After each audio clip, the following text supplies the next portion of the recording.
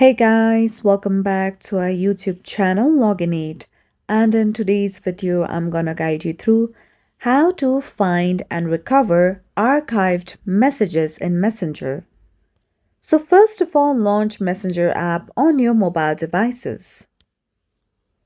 Now let's say that you have mistakenly archived a conversation on your Messenger. So in order to find that, tap on Menu at the bottom right corner. Now once you come here, you'll see the section of Archive. Tap on it. Now over here, you'll see messages that you have archived. In order to recover it, long tap on that specific message. Now on top, you'll see the option of Unarchive. Tap on it.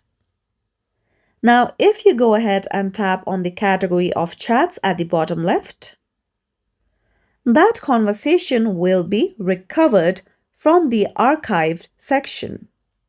So that's all for today's video, and at last, don't forget to subscribe to our YouTube channel.